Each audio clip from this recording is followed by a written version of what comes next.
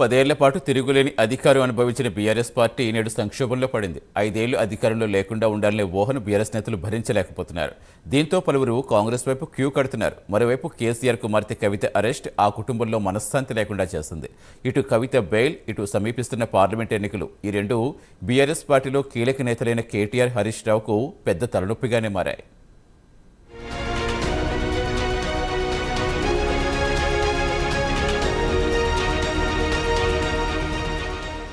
గతేడాది నుంచి అదిగో ఇదిగో అంటూ వినిపిస్తున్న కల్వకుంట్ల కవిత అరెస్ట్ ఎట్టకేలకు జరిగింది. సుప్రీంకోర్టులో కేసు విచారణలో ఉందని ధీమాగా ఉన్న కేసీఆర్ కుటుంబానికి ఇది పెద్ద షాకే. కవిత పిటిషనర్ను సుప్రీంకోర్టు తిరస్కరించి ట్రయల్ కోర్టుకు వెళ్లమని సూచించడంతో కస్టడీని పొడిగించాలని ఈడీ కోరే అవకాశముంది. కేసీఆర్ యథావిధిగా ఫామ్ హౌస్కు పరిమితమవ్వగా ఇప్పుడు భారమంతా కేటీఆర్ పైనే పడింది. ఢిల్లీలో తన సోదరికి బెయిలిప్పించేందుకు కేటీఆర్ ప్రయత్నాలు ప్రారంభించారు. కేటీఆర్కు తోడు హరీష్ రావు కూడా ఢిల్లీకి రాకపోకలు సాగిస్తున్నారు.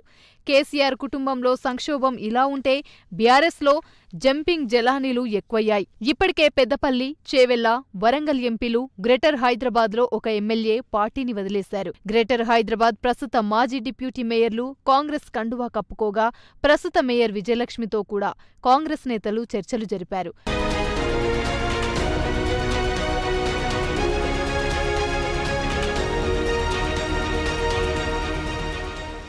పార్లమెంట్ ఎన్నికల్లో మెజారిటీ స్థానాలను గెలుచుకోవాలని కాంగ్రెస్, బీజేపీలు వ్యూహరచన చేస్తుండగా బీఆర్ఎస్లో ఎన్నికల జోష్ కనిపించడం లేదు. నేతలు పక్కచూపులు చూస్తుండగా అసెంబ్లీ ఎన్నికల ఓటమి నుంచి కార్యకర్తలు ఇంకా తేరుకోలేదు. ఈ స్థితిలో రాష్ట్రమంతా పర్యటించి కార్యకర్తలను, పార్టీ యంత్రాంగాన్ని ఎన్నికలకు రెడీ చేయవలసిన కేటీఆర్, హరీష్ రావులు ఢిల్లీకి వెళ్తూ వస్తూ వలసలను నివారించే పనిలో పడ్డారు. ఢిల్లీ సీఎం కేజ్రీవాల్ను కూడా అరెస్ట్ చేసిన ఈడీ అతడిని విచారించిన అనంతరం వీరిద్దరినీ కలిసి విచారించే అవకాశం ఉందని తెలుస్తోంది.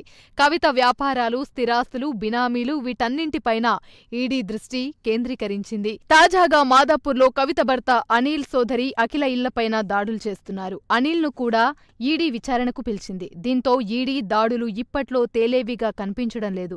అదే జరిగితే బెయిల్ కూడా ఆలస్యమయ్యే అవకాశం ఉంది. దీనికోసం గట్టి పోరాటమే చేయవలసొస్తుంది.